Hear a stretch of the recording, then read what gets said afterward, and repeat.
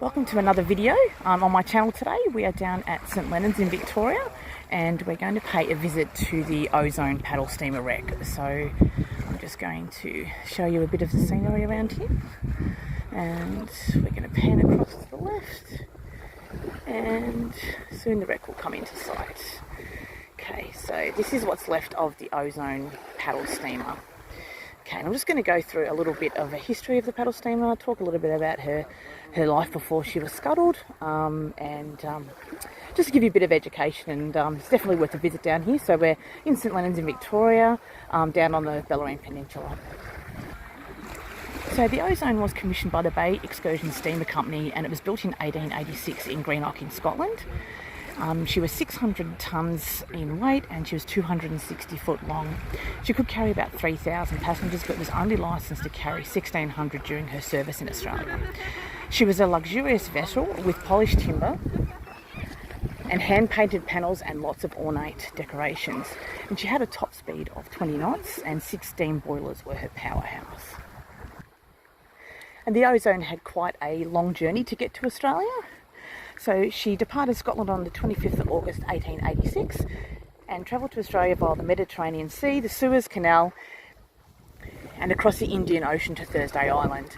She then travelled down the east coast of Australia, arriving in Melbourne on Friday the 26th of November. So she did have quite a long journey to get to where she is now. I'm just going to give you a bit of a pan around where she sits at the moment. So we're down here at Indented Heads at the beach. Today there's quite a few people out enjoying the sun, a few little huts as well, which are always nice to see. But it's a gorgeous day down here today, so I thought it was as good a day as any to come and pay our respects to the Ozone. And here she is again. Now over the years, obviously she has been here for a long time, so today we've come down at low tide to have a look at what is left of her. Now the good thing is there is actually quite a bit exposed today, even though obviously as time goes past more and more pieces are falling off her as the ocean takes its course, but she is, at least today, we can still see pretty much all of what's left of her coming out of the sea. We've just moved a little bit further around so we can see the wreck from another angle. And we've got a little sort of rocky outcrop here as well. We've got a few seabirds. It looks like there's an albatross there. We've got a pelican further out over here who's sort of saying hello to the world. Okay, so a little bit more about the Ozone. Okay, so the first voyage in Australia was the 18th of December 1886. She sailed from Melbourne to Sorrento to Queenscliff and returned. But, however, when she burst at Queenscliff, she did have a rather nasty collision with the pier. And during her course of service, she did actually have a couple of other collisions with boats while she was out of the bay as well. Okay, so a bit more history about the Ozone. So for the next 32 years, the Ozone serviced the bay, ferrying passengers and doing day trips. As time went on, more modern and more luxurious paddle steamers were produced. So as a result, the Ozone was withdrawn from service in 1918. Where she is now, she was scuttled off the coast of Indented Head on the 13th of November 1924, and she was designed to act as a breakwater for incoming ships. So this is where she's been sitting since 1924. Obviously, like I mentioned before, in a sort of state of erosion as the seawater takes its toll. But it is a very popular, very popular place for divers and swimmers, because there is still a lot of the wreck submerged under the water. So it is something that people do like to have a bit of a dive on and check out what's under there.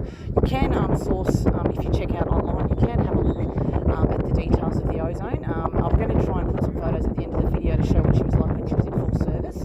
She was rather luxurious, and she was a very important part of local maritime history. So we thought we'd bring you down here today just to show you how she sits today.